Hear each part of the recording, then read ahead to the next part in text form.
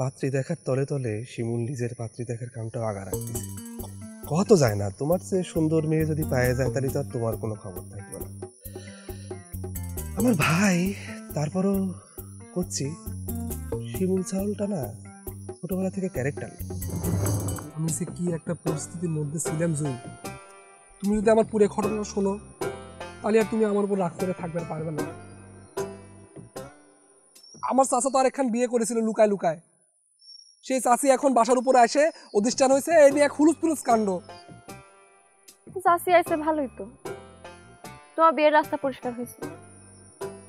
আমি তো সেই চিন্তাই করতেছিলাম জুই, সেই বিয়ের বিষয়টা নিয়ে পরামর্শ করার জন্য তোমার কাছে আসলাম। শোনা, আমার সাথে তো পরামর্শ করার কোনো দরকার নেই, পাত্রীপক্ষ তোমাকে পছন্দ করেই ফেলেছে।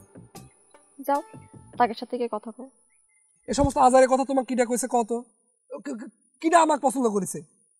এই আমার সাথে ন্যাকামি করবে না, ঘরের চাচা আমাকে সব কথা কয়ে দিচ্ছে। আমি এখন বুঝতে পারছি আমি এত করে কর করো তুমি কিসের জন্য আমার সাথে সিনেমা দেখবেন না গিয়ে ওই চাচির পাত্রী দেখতে। তুমি বিশ্বাস করো, আসল ঘটনাটা কি, আমি আসলে চাচার থেকে অ্যাডভান্স টাকা নিয়ে খায় ফেলাইছিলাম, সেজন্য আমার যাওয়া দরকারই ছিল। আর কোনো ঘটনা নাই যে, তুমি বিশ্বাস করো ওই ঘটক তোমাকে ভুল কথা কইছে।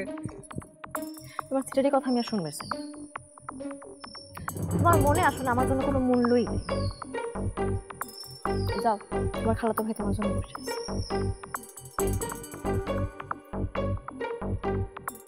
তুমি কিসের জন্য ওই চিটার ঘটকের কথা বিশ্বাস করতেছো আমার কথা বিশ্বাস না করে?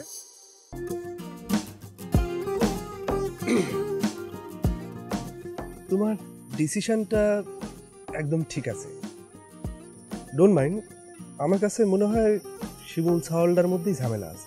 না মানে তুমি দেখো, ঝামেলা যদি নাই থাকে তাহলে এত সুন্দর একজন প্রেমিকার সাথে সিনেমা দেখা বাদ দিয়ে কিসের জন্য সে চাচার সাথে পাত্রী দেখতে যাবে? আমার কি মনে হয় জানো, পাত্রী দেখার তলে তলে শিমুল নিজের পাত্রী দেখার কামটা আগা রাখতেছে। কত যায় না, তোমার চেয়ে সুন্দর মেয়ে যদি পায়ে যায় তাহলে তো আর তোমার কোনো খবর থাকবে না। আমার ভাই তারপরও করছি, শিমুল চাউলটা না ছোটবেলা থেকে ক্যারেক্টার, বুঝলে? Don't mind.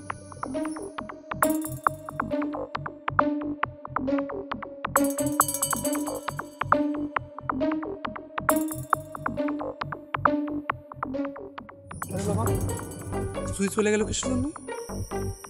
ঠেকানো মনে করে গেল না ভাই, অনেক বোঝানোর চেষ্টা করলাম, মন করে না। আমি তোর জন্য কিছু করবে পারলাম না ভাই, মাফ করে চেংরা কোন ঘর।